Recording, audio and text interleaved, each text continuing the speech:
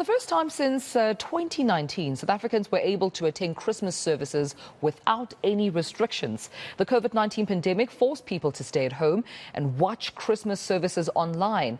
Just last year, people were able to attend church, but there were restrictions in terms of numbers and people had to wear masks and social distance.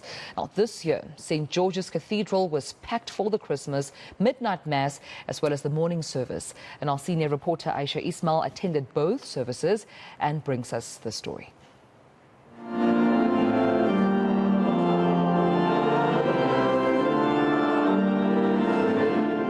Archbishop Thabo Makgoba reminded South Africans during his midnight mass of the real meaning of Christmas, while at the same time acknowledging that as a nation we are dealing with a lot.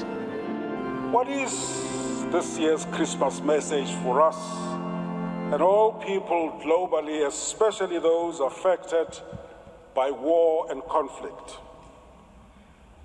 What is the message from the margins of our societies?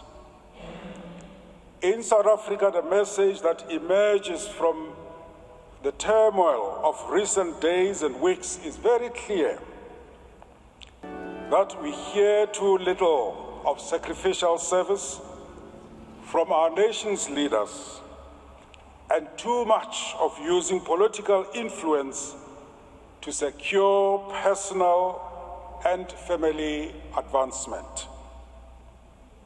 South Africans need to see their government focused on fixing the real problems of the country: joblessness and load shedding among them. I better be careful.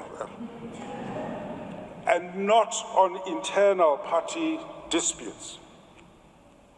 The root of our problem lies in the scandalous gap between the rich and the poor.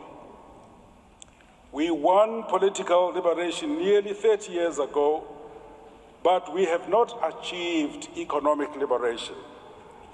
That is the biggest issue facing us. And if the politicians do not address it, they will be made to pay for it at the polls. The Dean of St. George's Cathedral, Michael Reeder, preached a message of love, peace and compassion during his morning service. Asked about the somber mood during the service, he explains that Christmas is also a time when people reflect on their loved ones who are no longer around, and COVID has not been kind.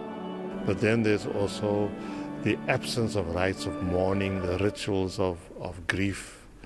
And in the absence of that now, when you are in a place of celebration and a season of celebration, and now you're reminded that, last year we were actually crying.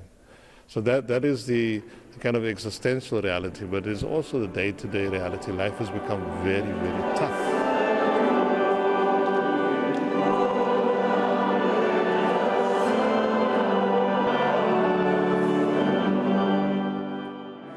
Some say they were just too happy to be in a full church and to soak up the Christmas spirit. It's been very challenging the past 2.5 years, and I think it was really good to come out and celebrate the light of the world, and Eskom even gave us grace. So it's a good day to celebrate. It's a good day to be in Cape Town today. It's a good day to be in church.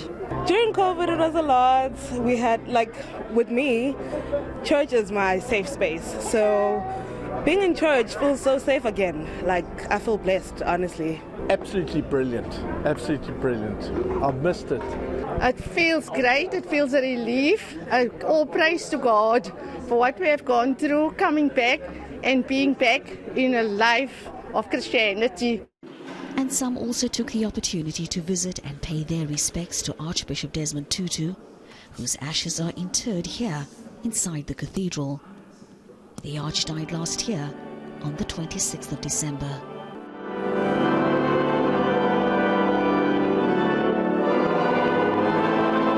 Ayesha Ismail, Cape Town.